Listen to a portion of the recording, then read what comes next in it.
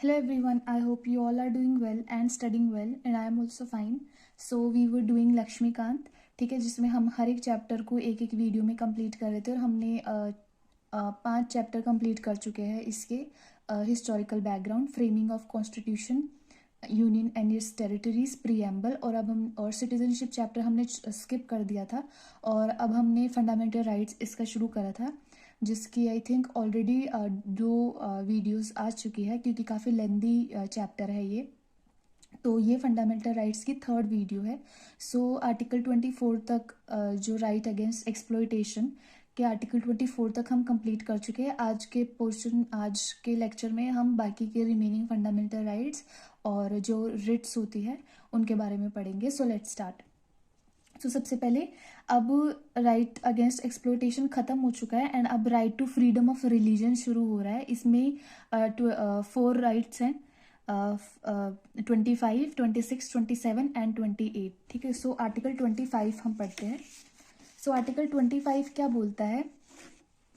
Freedom of conscience and free profession practice and propagation of religion. ये जो right है ये सभी को दिया गया है, whether citizens, foreigners and whether citizens as well as non citizens.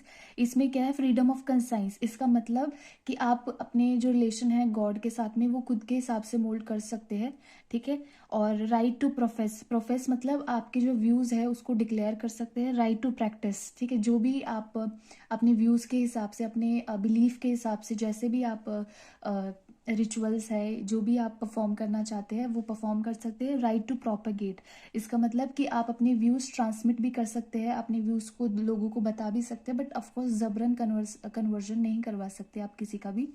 Right to propagate यानी कि transmission and dissemination of one's religious belief.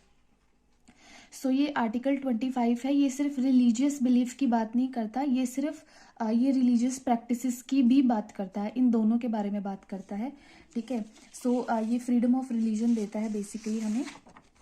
इसकी क्या क्या एक्सेप्शन है? इसकी कुछ एक्सेप्शंस भी है, freedom of conscience, profess, practice and propagate, ठीक है। इसकी क्या क्या एक्सेप्शंस है कि public order, morality, health and other provision subject to fundamental rights, ठीक है। फॉर एग्जांपल आप अपने रिलीजन से रिलेटेड कोई चीज़ कर रहे हैं, मान लो आप कोई रैली निकाल रहे हैं, बट मान लो आप जिस एरिया में रहते हो उसमें ऐसे हालात नहीं है कि आप वो चीज़ परफॉर्म कर सको, तो ऑफकोर्स आपको पब्लिक ऑर्डर के चलते वो चीज़ रेगुलेट की जा सकती है, आपको उस चीज़ से रोका जा सकता है, बट उसका मतलब ये बिल्कुल भी नहीं है कि आपके पास प्रैक्टिस, राइट टू ये freedom of conscience, practice, profess, ये प्रोपेगेट, ये वाला राइट नहीं है।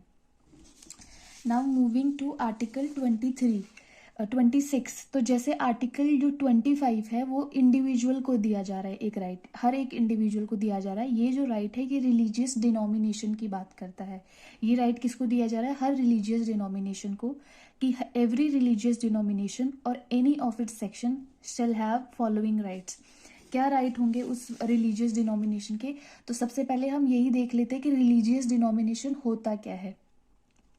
Supreme court held that collection of individuals, ठीक है, तो ऐसा एक मतलब लोगों का ग्रुप जिनके कुछ बिलीफ हो, मतलब उनके अपने बिलीफ हो और वो अपने जो जिसको वो रिगार्ड करते हो conducive to their spiritual wellbeing, ठीक है, एंड उनका एक कॉमन ऑर्गेनाइजेशन होना चाहिए और उस ऑर्गेनाइजेशन का अपना एक नेम होना चाहिए, जैसे कि राम कृष्ण मिशन, ठीक है, एंड आनंद मार्ग। तो ये रिलीजियस डिनोमिनेशन है, ठीक है। नाउ अब इन जो रिलीजियस डिनोमिनेशंस हैं इनको क्या क्या राइट दिए जाते हैं? सो हर रिलीजियस डिनोमिनेशन के पास राइट है to establish and maintain institutions for religious and charitable purposes, मतलब वो इंस्टीट्यूशंस एस्टैब्लिश कर सकते हैं और उनको मेंटेन कर सकते हैं, ठीक है। और इनके पास राइट है to manage its own affairs, ठीक है, अपने अफेयर्स मेंटेन कर सकते हैं इन मैटर्स ऑफ रिलीजन, ठीक है।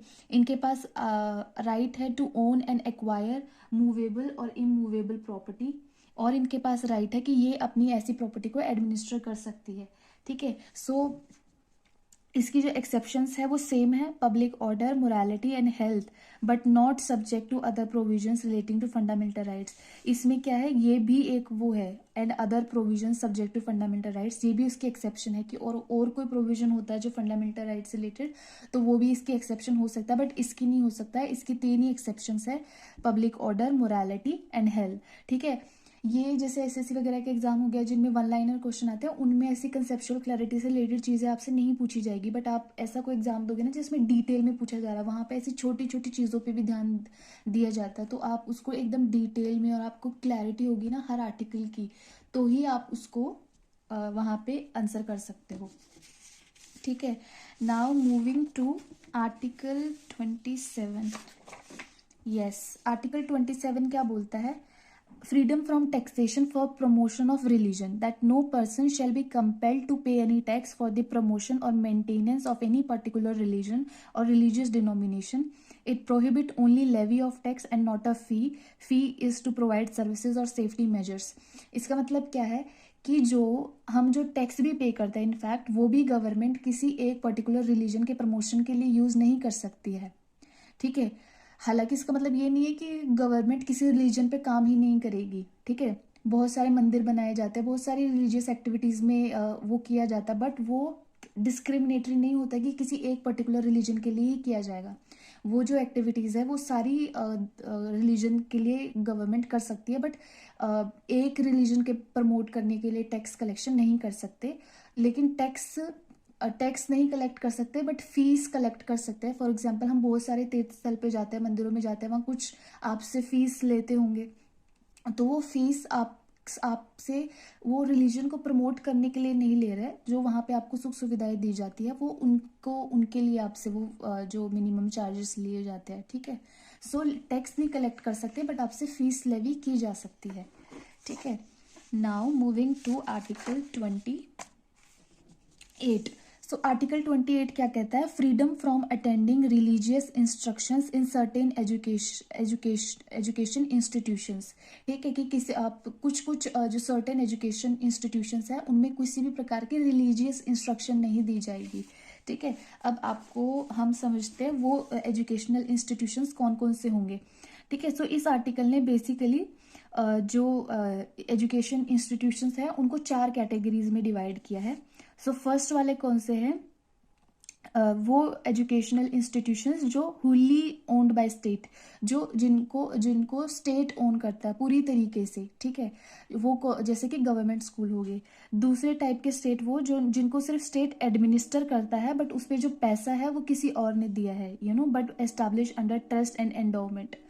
तीसरे टाइप के स्टेट वो जिनको स्टेट रिकॉग्नाइज करता है, एंड फोर्थ टाइप के स्टेट वो जो स्टेट से एड मतलब है, जिनको पैसा जाता है बट कंप्लीटली नहीं, बट एड जाती है, मदद जाती है। ठीक है, तो जो स्टेट हुली ओन्ड बाय स्टेट है उनमें तो ये प्रोहिबिटेड है, मतलब किसी भी प्रकार की रिलीजियस इंस्ट्रक्शन नहीं दी जाएगी। जो सेकंड टाइप की जो स्टेट है, जो सिर्फ स्टेट एडमिनिस्टर करता है लेकिन वो एस्टैब्लिश है अंडर ट्रस्ट एंड एंडोमेंट, किसी और ने किया है, तो उनमें परमिटेड है। और इन दोनों स्टेट में परमिटेड है बट ऑन वॉलंटरी बेसिस, मतलब स्टूडेंट खुद डिसाइड करेगा कि उसको चाहिए नहीं चाहिए। ठीक है, now moving ahead to article 29। Wait, it's gone. Yes, article 29 में क्या कहा जाता है, अब जो 28 तक जो राइट्स थे वो फ्रीडम ऑफ रिलीजन के राइट थे, अब जो है कल्चरल एंड एजुकेशनल राइट शुरू हो गया है। सो आर्टिकल 29 क्या है, protection of interest of minorities. ठीक है, सो आर्टिकल 29 में 2 चीजें हैं। जो फर्स्ट प्रोविजन है वो क्या कहता है कि एनी सेक्शन ऑफ सिटीजन, सो यहाँ पे माइनॉरिटी नहीं लिखा, यहाँ पे क्या लिखा है, एनी सेक्शन ऑफ सिटीजन। ठीक है, any section of citizen residing in the territory of India और एनी पार्ट देयर ऑफ, जिनका एक डिस्टिंक्ट लैंग्वेज हो, अपनी एक स्क्रिप्ट हो और कल्चर हो, उनके पास राइट होता है कि वो अपने कल्चर को, अपने लैंग्वेज को कंजर्व कर सकते हैं। सेक्शन ऑफ सिटीजन से माइनॉरिटी का मतलब नहीं है, इस सेक्शन ऑफ सिटीजन में कोई भी सेक्शन ऑफ सिटीजन हो सकते हैं। दूसरा प्रोविजन क्या बोलता है कि no citizen shall be denied admission into any educational institution maintained by the state और receiving aid out of state fund on grounds only of race, religion, caste and language और एनी ऑफ देम। ठीक है, कि कोई भी institution है जो state, जिनको स्टेट मेंटेन करता है, या वो इंस्टीट्यूशन स्टेट से किसी भी प्रकार की मदद रिसीव करते हैं, वो किसी भी सिटीजन को एडमिशन सिर्फ इस बात पे मना नहीं कर सकते। किस बात पे मना नहीं कर सकते? रेस, रिलीजन, कास्ट और लैंग्वेज, सिर्फ इनके आधार पे, कि सिर्फ आप इस पर्टिकुलर रिलीजन के इसलिए आपको नहीं देंगे, आपका ये कलर है इसलिए नहीं देंगे, आप इस कास्ट के इसलिए नहीं देंगे। इनके साथ में कोई और कारण है तो ऑफ कोर्स कर सकते हैं, बट सिर्फ और सिर्फ इनके बेसिस पे, या इनमें से किसी दो, या इनमें से किसी अकेले रीजन की वजह से नहीं कर सकते। अब आप देख रहे होंगे कि इसमें सेक्स और प्लेस ऑफ बर्थ नहीं है, तो आप दिमाग, क्योंकि आप सोचो इस बारे में, क्योंकि सेक्स और जेंडर या प्लेस ऑफ बर्थ क्यों नहीं है? क्योंकि बहुत सारे स्कूल होते हैं जो सिर्फ बॉयज़ के स्कूल होते हैं, बहुत सारे स्कूल होते हैं जो गर्ल्स के होते हैं, ठीक है। तो ये क्या है? सेक्शन ऑफ सिटीजन्स को दिया गया है ये आर्टिकल, ठीक है। इसमें माइनॉरिटीज़ नहीं बोला गया है। तो इसमें ये जो सेक्शन ऑफ सिटीजन है, ये रिलीजियस सेक्शन ऑफ सिटीजन्स भी हो सकता है, या लिंग्विस्टिक्स सेक्शन ऑफ सिटीजन भी हो सकते हैं, ठीक है। सो अब जैसे, अब ज़रूरी नहीं है कि जो जैसे कि सिख्स या मुस्लिम्स या क्रिश्चियन ही माइनॉरिटी हो। इनफैक्ट नागालैंड में तो हिंदूज माइनॉरिटी में है, ठीक है, क्योंकि वहाँ पे हिंदूज कम है, ठीक है। अब आर्टिकल 30 क्या कहता है? आर्टिकल 30 कहता है, आर्टिकल 30 है, rights of minorities to establish and administer educational institutions.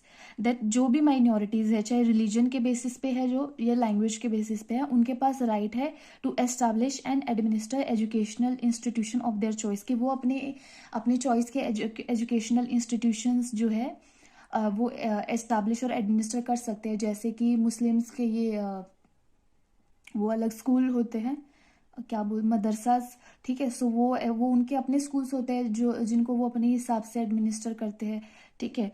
सो इसमें क्या है, इसमें दो प्रोविजंस है बेसिकली, कि इन अगर किसी भी ऐसी एजुकेशनल इंस्टीट्यूशन का एक्विजिशन होता है, ठीक है, तो क्या होता है, in case of compulsory acquisition of any property of minority educational institution, compensation amount fixed by the state shall not restrict और abrogate the right guaranteed to them, ठीक है।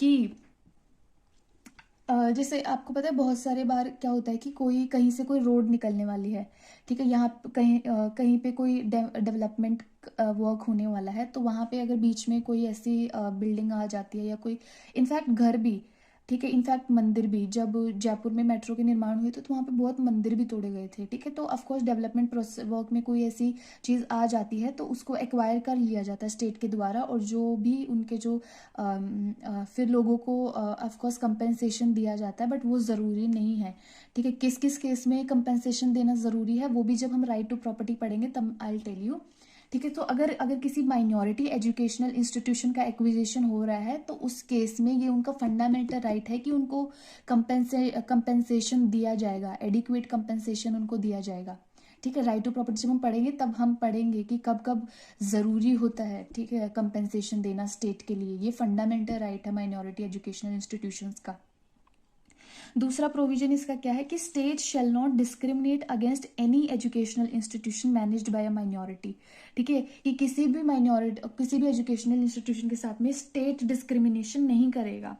इसमें आर्टिकल 30 में, जैसे हमने आर्टिकल 29 में देखा कि वहाँ पे एनी सेक्शन ऑफ सिटीजन लिखा था, यहाँ पे एनी सेक्शन ऑफ सिटीजन नहीं लिखा है, ठीक है। आप ये जब पॉइंट आप, क्योंकि फंडामेंटल राइट जब आप पढ़ो ना तो ये वर्ड्स पे भी कहीं कहाँ ओनली लिखा है, सिर्फ कहाँ सेक्शन ऑफ सिटीजन लिखा है, कहाँ स्पेसिफिकली माइनॉरिटी लिखा है। तो ये जो राइट है सिर्फ माइनॉरिटीज को मिलता है, ना कि एनी सेक्शन ऑफ सिटीजन्स को, ठीक है। अब आर्टिकल 30 में एक चीज़ और है कि इसमें काफ़ी टाइप ऑफ एजुकेशनल इंस्टीट्यूशन की बात की गई है। तो वो educational institution first that seek सिर्फ रिकॉग्निशन एंड एड दोनों, ठीक है। First that seek only recognition not aid, ठीक है। इन दोनों टाइप के जो इंस्टीट्यूशंस हैं वो रेगुलेट किए जाएंगे स्टेट के द्वारा, मतलब सिलेबस, प्रिस्क्रिप्शन ये स्टेट देगा उनको। और ऐसे इंस्टीट्यूशन जो इन दोनों में से, ना तो रिकॉग्निशन और ना एड, इन दोनों में से कुछ भी नहीं लेते, वो खुद अपने आप को रेगुलेट कर सकते हैं, बट जो बेसिक जनरल लॉज है, ठीक है, जैसे कि लेबर लॉज है, टैक्स लॉज है, वो ऑफकोर्स इन पे भी लागू होएगी, ठीक है। Fair enough. तो अब हमने आर्टिकल्स कर लिए 30 तक। अब हम आ जाते हैं आर्टिकल कहाँ से आया, आर्टिकल 33 पे आ जाते हैं। आर्टिकल 33 क्या बोलता है, ये एम्पावर करता है पार्लियामेंट को, ठीक है। 31 भी हम पढ़ेंगे, आर्टिकल 32 भी पढ़ेंगे, ठीक है। आर्टिकल 33 क्या करता है, क्या कहता है कि it empower the parliament to restrict और abrogate the fundamental rights of the members of armed forces, paramilitary forces, police forces, intelligence forces and analogous forces. This power is conferred only on parliament. जो भी intelligence agencies है, उनके जो officers होते हैं, उनके जो वर्कर्स होते हैं, ऑफकोर्स उनको सेम फंडामेंटल राइट्स नहीं होते। जैसे हमको common people have freedom of speech and expression, but वो freedom of speech and expression के नाम पे कोई भी सिक्योरिटी इंफॉर्मेशन डिफ्यूज नहीं कर सकती है। तो ये उनके जो फंडामेंटल्स को रेस्ट्रिक्ट करने की पावर है, ये पावर किसके पास है, पार्लियामेंट को, कि पार्लियामेंट लॉ बना सकता है इस संदर्भ में, ठीक है। ये आर्टिकल 33 में लिखा है। आर्टिकल 34 में क्या है, restriction on fundamental rights while martial law is in force in any area within the territory of India. Martial law national emergency से, या इमरजेंसी और मार्शल लॉ दोनों में फर्क होता है। मार्शल लॉ मतलब मिलिट्री का रूल, ठीक है। इमरजेंसी के टाइम पे गवर्नमेंट खत्म नहीं होती है, गवर्नमेंट डिसॉल्व नहीं होती, गवर्नमेंट भी चलती रहती है, बट मार्शल लॉ में गवर्नमेंट फंक्शन नहीं करती है, और मार्शल लॉ अलग है इमरजेंसी से, ठीक है। सो इस ऐसे केस में पार्लियामेंट किसी टेरिटरी ऑफ इंडिया में अगर मार्शल लॉ लगाई गई, मार्शल लॉ बेसिकली क्यों लगाई जाती है, जो ऑर्डर है, ठीक है, जो ऑर्डर पीस एंड ऑर्डर दोबारा मेंटेन करने के लिए, ठीक है। तो ऐसे में बहुत एक्सेप्शनल राइट्स मिल जाते हैं मिलिट्री को, ठीक है। सो ये जो आर्टिकल 34 है, मार्शल लॉ के केस में एम्पावर करता है पार्लियामेंट को to indemnify any government servant और any person for any act done by him. Indemnify का मतलब होता है हर्जाने का भुगतान करना, ठीक है। तो किसी भी गवर्नमेंट सर्वेंट से हर्जाने का भुगतान कर सकते हैं, ठीक है, in connection with the maintenance और restoration of order in any area where martial law was in force, ठीक है। सो ये मार्शल लॉ से रिलेटेड है। मार्शल लॉ अगर किसी भी टेरिटरी ऑफ इंडिया में लगाई जाती है, तो वहां पे भी जो पावर होती है वो किसके पास है, पार्लियामेंट के पास में। अब आर्टिकल 35 कुछ कैटेगरी ऑफ टॉपिक्स बताते हैं जिन केस में लॉ सिर्फ पार्लियामेंट बना सकता है, ठीक है। So parliament shall have power to make laws with respect to first, अगर किसी एम्प्लॉयमेंट में हमने देखा था कि रिलीजन, रेस, कास्ट, सेक्स और प्लेस ऑफ बर्थ और रेसिडेंस के आधार पे किसी भी एम्प्लॉयमेंट में इसको एज अ कंडीशन नहीं बोल सकते कि हाँ सिर्फ यहाँ के निवासी ही एग्जाम दे पाएंगे, ठीक है। बट पार्लियामेंट चाहे तो ये कंडीशन डिस्क्राइब कर सकता है किसी एम्प्लॉयमेंट के लिए। आज की डेट में ये सिर्फ तेलंगाना और आंध्र प्रदेश के लिए वैलिड है। तो अगर किसी भी एम्प्लॉयमेंट के लिए रेसिडेंस को प्रिस्क्राइब करना है एज अ कंडीशन, तो वो काम सिर्फ पार्लियामेंट कर सकता है। आर्टिकल 32 के केस में, आर्टिकल 33 हमने जो पढ़ा, जो आर्म्ड फोर्सेस वाला जो है, आर्टिकल 34 हमने मार्शल लॉ वाला पढ़ा। आर्टिकल 17, ठीक है, आर्टिकल 17 के केस में, आर्टिकल 17 क्या है, 23 क्या है, prohibition of traffic in human beings and force labour, ठीक है। नाउ अब हम करेंगे आर्टिकल 32। सो आर्टिकल 32 क्या है, राइट टू कॉन्स्टिट्यूशनल रेमेडी, ठीक है। ये बेसिक फीचर है कॉन्स्टिट्यूशन का। ये इसका मतलब क्या है, right to move to the supreme court for the enforcement of fundamental rights, कि अगर हमारे फंडामेंटल राइट्स यानी कि मूल अधिकारों का वायलेशन होता है, हनन होता है, तो उस केस में हम डायरेक्टली सुप्रीम कोर्ट में मूव कर सकते हैं। अभी ये राइट है कि सुप्रीम कोर्ट के पास ये पावर है, ठीक है। तो उस केस में सुप्रीम कोर्ट कुछ रिट्स इशू कर सकती है। वो रिट्स कौन कौन सी है, habeas corpus, mandamus, prohibition, certiorari and quo warranto. ये जो रिट्स है ये भी हम डिटेल में इसी लेक्चर में डिस्कस करेंगे, ठीक है। आर्टिकल 32 सस्पेंड करा जा सकता है ड्यूरिंग नेशनल इमरजेंसी, ठीक है। एंड पार्लियामेंट के पास पावर है कि parliament can empower any other court to issue directions, orders and writs of all kind, ठीक है। तो अभी जैसे कि ये जो राइट है ये सिर्फ सुप्रीम कोर्ट के पास है कि in case of violation of our fundamental right supreme court ये रिट्स इशू कर सकता है। अगर पार्लियामेंट चाहे तो किसी और कोर्ट को भी ये पावर दे सकता है, बट ये जो पावर है ये सिर्फ सुप्रीम कोर्ट के पास नहीं है, ये पावर हाई कोर्ट के पास भी है। लेकिन हाई कोर्ट को ये पावर आर्टिकल 32 नहीं देता, आर्टिकल 226 देता है।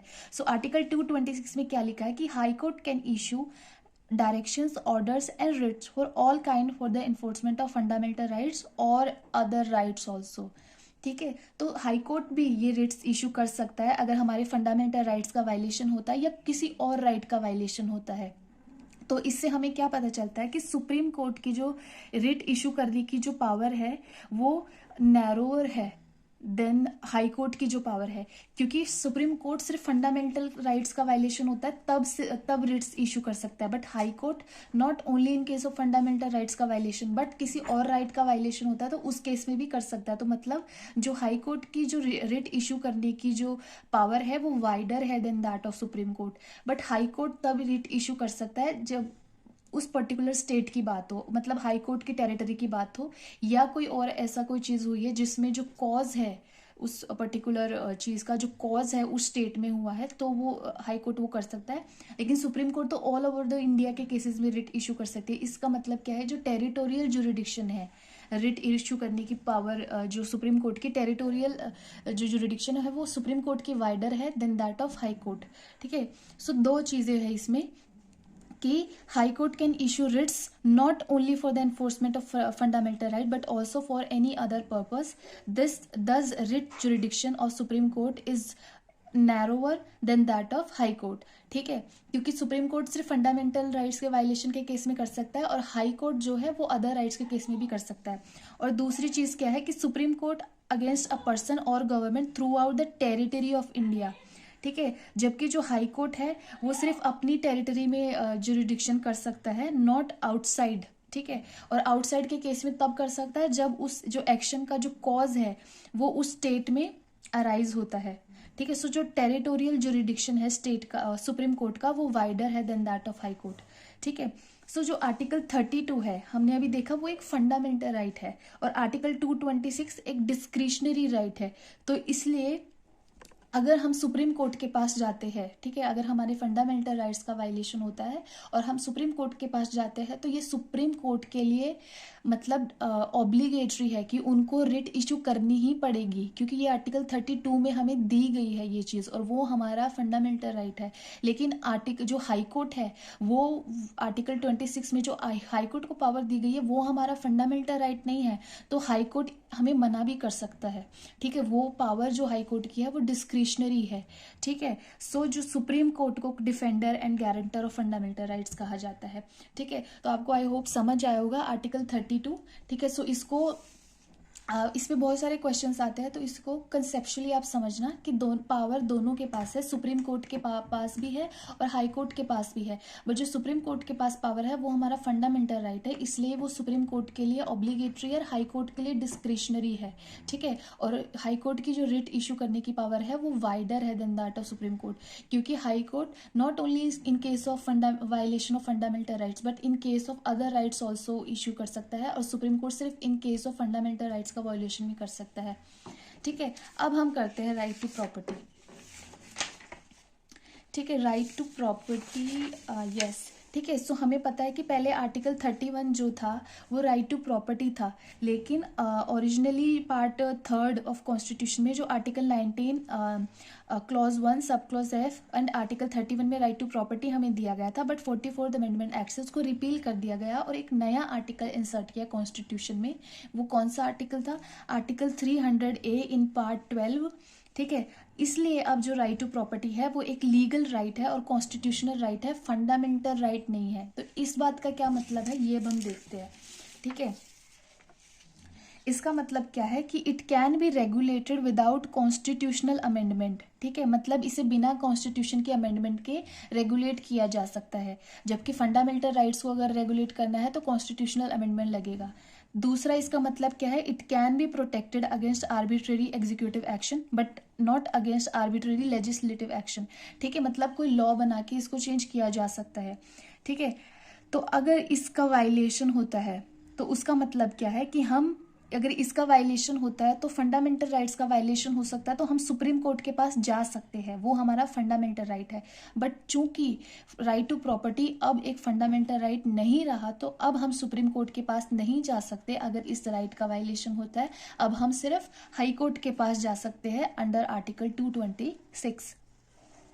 No guaranteed right to compensation in case of acquisition of private property by the state. ठीक है, और अगर आपकी कोई प्राइवेट, किसी की भी कोई प्राइवेट प्रॉपर्टी स्टेट लेता है तो ज़रूरी नहीं है कि स्टेट आपको compensation they he they, but कुछ केसेस में ये कंपलसरी होता है।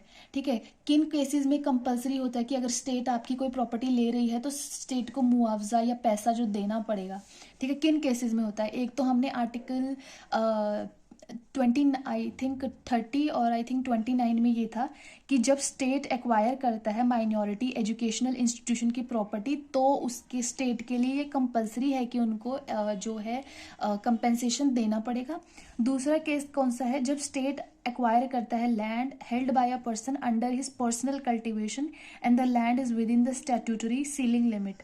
ठीक है, अगर जो आप लैंड एक्वायर कर रहा है वो स्टेट, वो अगर किसी जिस व्यक्ति की है वो उसमें खेती करता है, उसके पर्सनल कल्टीवेशन में है वो, और जो हमारे रूल्स के अकॉर्डिंग जो सीलिंग लिमिट है कि इससे ज़्यादा लैंड एक आदमी के पास नहीं हो सकती, अगर उस सीलिंग लिमिट के अंदर है तो उस केस में भी it is compulsory for the state to give compensation.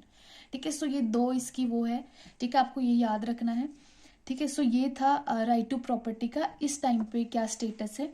अब हमने आर्टिकल 32 कर लिया, 33 कर लिया, 34 कर लिया और 35 कर लिया। हमारा आर्टिकल 31 रह रहा था, तो अब हम आर्टिकल 31 करते हैं। ठीक है, सो इसमें क्या है, आर्टिकल 31A में क्या है, it saves 5 category of laws from being challenged and invalidated on the ground of contravention of fundamental right. So ये जो 5 टाइप की लॉज है उनको इम्यून करता है कि अगर ये 5 टाइप की लॉज फंडामेंटल राइट्स के अगेंस्ट में जाती है तो इनको वॉइड नहीं करार दिया जाएगा, क्योंकि हमने देखा था कि अगर कोई लॉ फंडामेंटल राइट्स का वायलेशन करती है तो वो लॉ को वॉइड डिक्लेयर किया जाएगा। बट ये जो आर्टिकल है ये 5 कैटेगरी ऑफ लॉस को इम्यून करता है इस चीज़ से। ये 5 कैटेगरी ऑफ लॉस कौन कौन सी है, acquisition of estate and related rights bye the state, इसका मतलब property, taking over the management of properties by the state, amalgamation of corporations, extinguishment or modification of mining leases and right of directors or shareholders of corporation। ठीक है, so ये कुछ powers है जो state को मिलती है, और अगर कैटेगरीज है, ठीक है, जिन पे अगर लॉ बनती है वो अगर फंडामेंटल राइट्स का वायलेशन करते हैं तो भी इन लॉस को इनवैलिड डिक्लेयर नहीं किया जाएगा। नाउ आर्टिकल 31B क्या है, तो ये क्या बोलता है, it save the act and regulations included in the 9th schedule from being challenged and invalidated on the ground of contravention of any of the fundamental right. ठीक है, सो ये 9th शेड्यूल में अगर किसी लॉ को रखा जाएगा तो उसको चैलेंज नहीं कर सकते, बेसिकली ये इस आर्टिकल में लिखा हुआ है।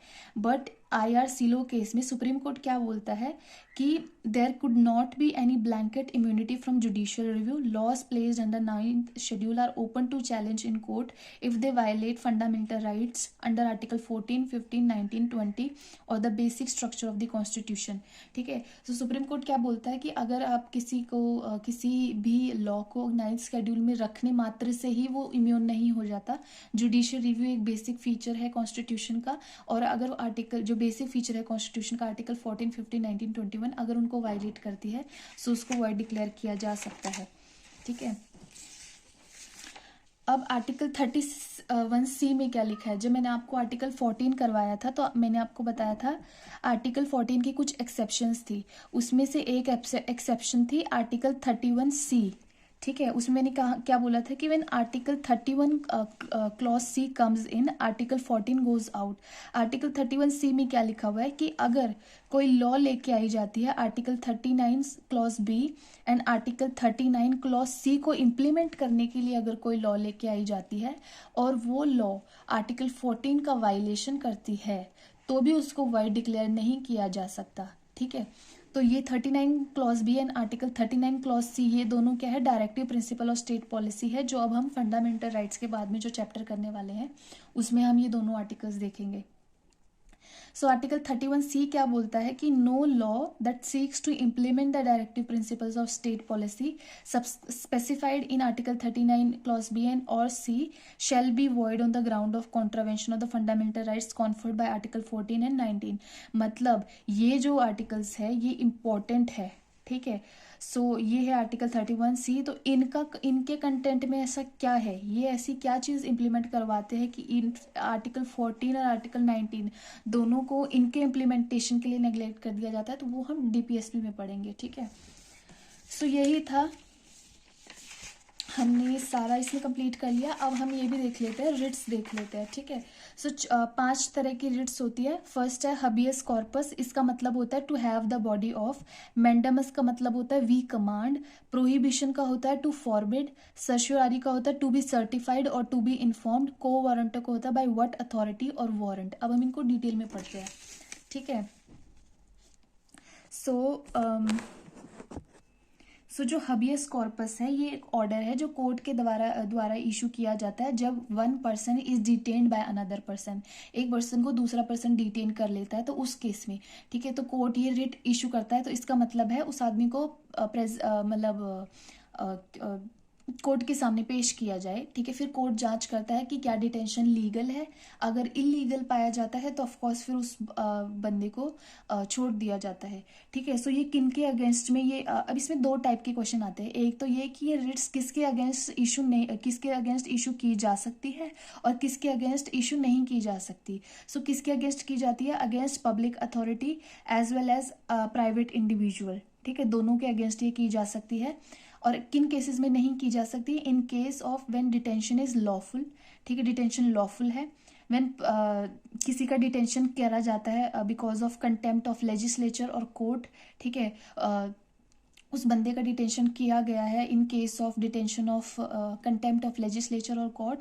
Detention is by competent court and detention is outside the jurisdiction of court. अगर कोर्ट की जुरिडिक्शन के आउटसाइड है वो, तो भी वो कोर्ट ये वाली रिट इशू नहीं कर सकता, क्योंकि हमें पता है कि हाई कोर्ट सिर्फ अपनी टेरिटरी में रिट इशू कर सकते हैं, ठीक है। सो मैटर अगर किसी और की टेरिटरी का है तो उस केस में वो वाला हाई कोर्ट रिट, ये वाली रिट इशू नहीं कर पाएगा, ठीक है। नाउ मैंडेमस का एग्जैक्ट लिटरल मीनिंग होता है वी कमांड, ठीक है। सो अगर कोई किसी पब्लिक ऑफिशियल की कोई ड्यूटी है और वो उस ड्यूटी को परफॉर्म नहीं कर रहा है, ठीक है, और हम उनकी कंप्लेंट करते हैं, तो उनके अगेंस्ट ये रिट इशू की जा सकती है, ठीक है। सो ऑफकोर्स ये किसके अगेंस्ट की जा सकती है, कोई भी पब्लिक ऑफिशियल है जिसकी ड्यूटी बनती है कोई काम करना है, और कोई कॉरपोरेशन या कोई इंफीरियर कोर्ट, कोई ट्राइब्यूनल या गवर्नमेंट, ठीक है। सो ये किसके अगेंस्ट नहीं किया जा सकता, अगेंस्ट प्राइवेट इंडिविजुअल, ठीक है। अगर कोई प्राइवेट इंडिविजुअल है उसके अगेंस्ट नहीं किया जा सकता ये। और अगर ड्यूटी डिस्क्रिशनरी है, मतलब वो ड्यूटी परफॉर्म करना ना करना उस बंदे की मर्जी है, ठीक है।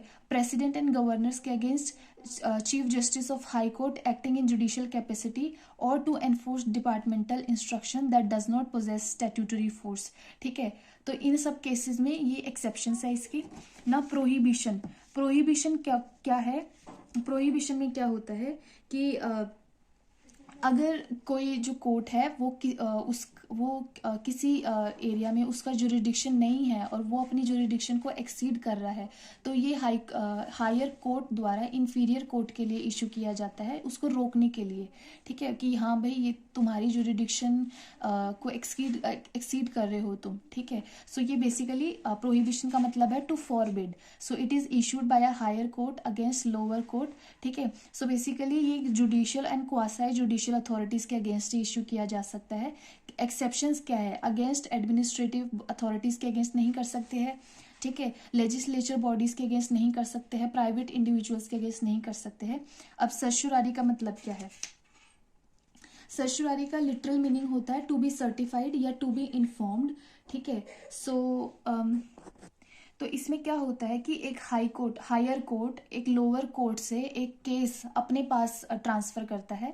हायर कोर्ट लोअर कोर्ट से कोई केस अपने पास ट्रांसफर करता है 3 केसेस में, या तो एक्सेस ऑफ जुरिडिक्शन हो गया, या कोई एरर ऑफ लॉ हो गया, ठीक है, या फिर लैक ऑफ जुरिडिक्शन हो गया। तो इन 3 केसेस में एक हायर कोर्ट जो है किसी केस को ट्रांसफर करता है फ्रॉम लोअर कोर्ट, ठीक है। So it can also be like issued against judicial and quasi judicial authorities and even against administrative authorities. जबकि प्रोहिबिशन में क्या होता है, it can not be issued against administrative authorities, ठीक है। अब इसकी एक्सेप्शन क्या है कि it can not be like issued against legislative मतलब law making bodies and private individuals, ठीक है। नाउ को को वारंटो का मतलब क्या है कि अगर मान लो किसी कोई पब्लिक ऑफिस है, उस पर कोई व्यक्ति आके अपना क्लेम करने लगे, तो फिर उससे पूछा जा सकता है, जैसे आपको कोई अरेस्ट करने आए तो आप पूछो कि वारंट है आपके पास, मतलब परमिशन है आपके पास, या ठीक है वो अथॉरिटी है आपके पास, ठीक है। सो को वारंटो का मतलब क्या है कि कोई भी अगर पर्सन अगर किसी पब्लिक ऑफिस पे क्लेम करने लग रहा है, so it is issued by a court to inquire into the legality of a claim of a person to a public office, ठीक है। so it prevent illegal illegal usurpation of public office by a person, ठीक है। so thus this writ can be issued only in case of a substantive public office of a permanent character created by a statute or by the constitution. It cannot be issued in case of a ministerial office, ठीक है। तो कोई भी ministerial office है या कोई private office है, उस केस में ये इशू नहीं किया जा सकता। अगर कोई परमानेंट ऑफिस है, ठीक है, तो उस केस में ही कोई परमानेंट कैरेक्टर का ऑफिस है, उस केस में ही ये रिट इशू किया जा सकता है। और अनलाइक अदर फोर जो हमने पूरी पढ़ी, हबियस कॉर्पस, मैंडेमस, प्रोहिबिशन और सर्शुरारी, ठीक है, इनमें क्या हो रहा था कि जो पर्सन जिसके साथ खुद हुआ है कोई चीज़, वही जाके वो कर सकता था, कंप्लेंट कर सकता था। बट को वारंटो में एनी वन कैन सॉट, ठीक है, can be sought by any interested person unlike other four, ठीक है। तो इनमें क्या हो रहा था, जिनके साथ में कुछ हुआ है वही जाके कंप्लेंट कर सकते थे, बट इसमें कोई भी इंटरेस्टेड पर्सन कर सकता है ऑफकोर्स, क्योंकि एक पब्लिक ऑफिस किसी एक बंदे का तो है नहीं, ठीक है। So that's all with fundamental rights. बड़ी मुश्किल से ख़त्म हुआ ये चैप्टर, ठीक है। सो हमने सारे आर्टिकल्स कंप्लीट कर लिए हैं, आर्टिकल 14 से लेकर आर्टिकल 35 तक। अब नेक्स्ट वीडियो में हम directive principles of state policy पढ़ेंगे, जो आर्टिकल 36 से आर्टिकल 51 तक है। So if you like this video, then do let me know in the comment section, and also like to all the videos, subscribe to my channel and share with all your friends. Thank you.